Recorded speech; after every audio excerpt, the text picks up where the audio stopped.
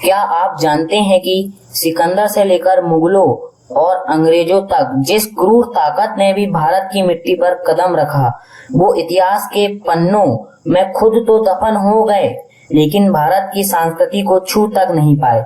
दुनिया की सबसे बड़ी ताकतें जिस सनातन को मिटाने में आई थी, आज वही ताकतें खुद इतिहास बन चुकी है और भारत आज भी सीना ताने खड़ा है।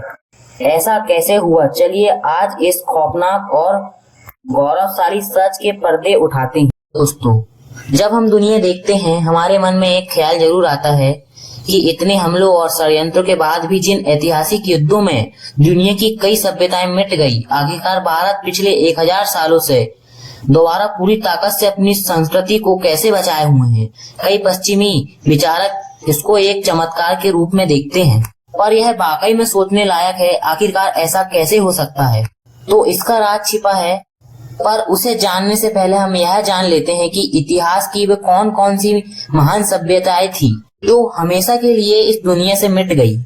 पहली थी मेसोपोटामिया की सभ्यता, जो आज के इराक और सीरिया में थी। दूसरी थी प्राचीन मिस्री की सभ्यता, जिन्होंने वो विशाल पिरामिड बनाए। तीसरी थी रोमन और ग्रीक सभ्यता, जहां सिकंदर और जूलियस सीजर जैसे शासक हुए। और चौथी थी अमेरिका की मायन और एजेंट सभ्यता। ये सब की सब हमेशा के लिए खत्म हो गई। इसके साथ ही हमने जान लिया कि इन सभ्यताओं के मिटने के पीछे इस्लाम और क्रिश्चियनिटी का उदय था। और आखिरकार जिस इस्लाम ने आधी दुनिया को अपना धर्म फैला दिया और जिस क्रिश्चियनों ने पूरी दुनिया में क्रिश्चियनिटी फैला दी, आखिरकार भारत की मिट्टी में वो नाकाम क्यों हुए? क्या था इस देश की तलवारों के दम पर पूरी दुनिया को बदलने वाली ताकतें? जब भारत आई तो उनका वो जलवा फीका पड़ गया। चलिए अब इस असली राज को डिकेट करते हैं। तुलसीदास जी, गुरु नानक देव जी और छत्रपति शिवाजी महाराज, महाराणा प्रताप और भी कई वीरों और संतों का जन्म इसी संघर्ष के दौर में हुआ। कुछ ने तलवारों रोका, कुछ जान और भक्ति को शक्ति से।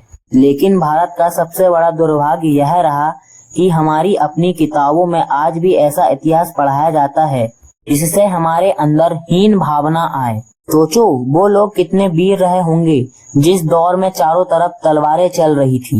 इसी बीच तुलसीदास जी से लेकर गुरु नानक देव जी जैसे महान संतों ने जन्म लिया। इन्होंने हथियारों से नहीं बल्कि ज्ञान, भक्ति और संस्कारों से समाज को टूटने से बचाया।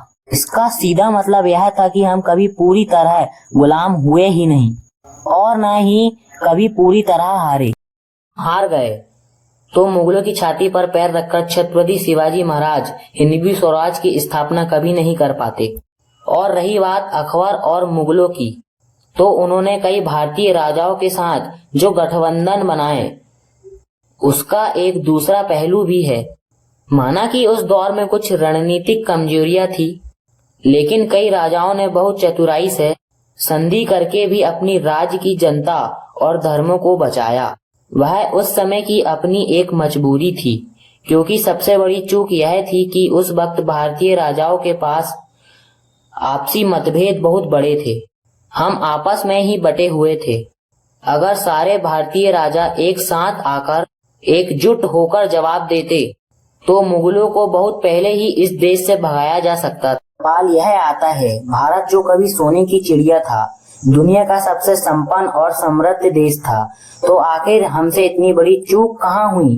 क्यों हम बाहरी ताकतों को पूरी तरह रोकने में नाकाम रहे? असल में इसका सबसे पहला कारण था हमारे युद्ध का नैतिक नियम। भारतीय राजा धर्म युद्ध लड़ते थे और हमारे यह नियम थे कि हम कभी निहत्थे पर वार नहीं करते थे, सूर्यास्त के बाद युद्ध नहीं लड़ते थे और जो शरणागत थी उसे क्षमा कर देते थे।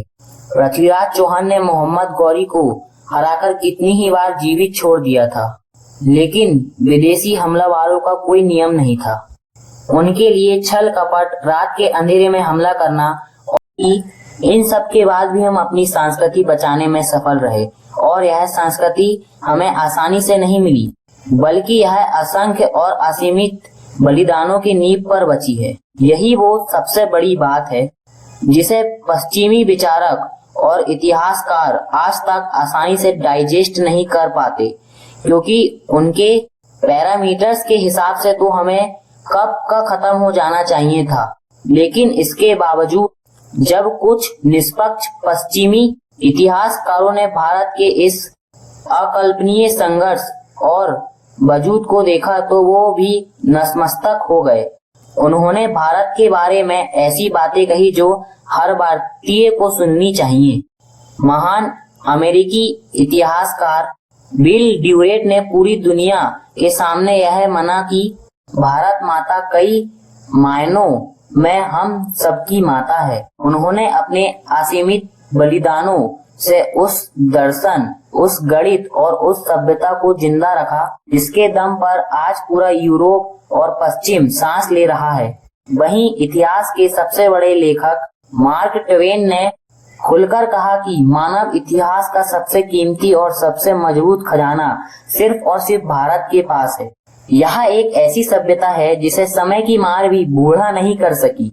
यहाँ तक कि जब अल्बर्ट आइंस्टीन ने भारत के इतिहास और यहाँ के विज्ञान को समझा तो उन्होंने साफ शब्दों में कहा, हम भारतीयों के बहुत ऋणी हैं जिन्होंने हमें गिनती सिखाई। इसके बिना दुनिया की कोई भी बड़ी वैज्ञानिक खोज मुमकिन ही नहीं थी।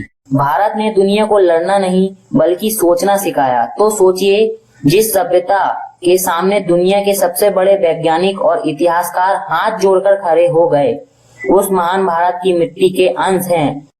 आज जब यह देश एक बार फिर अपनी खोई हुई पहचान और ताकत को हासिल कर रहा है तो हमारा यह फर्ज बनता है कि हम अपने पूर्वजों के उन असीमित बलिदानों को व्यर्थ ना जाने दें। जात पात, अंधविश्वास और आपसी मतभेदों से ऊपर उठकर एक सशक्त और अखंड भारत का निर्माण करें। याद रखिए, हम उस सभ्यता के वारिस हैं जिसे इतिहास की कोई भी आंधी मिटा नहीं सकी। हम कल भी अजय थे, हम आज भी अजय हैं।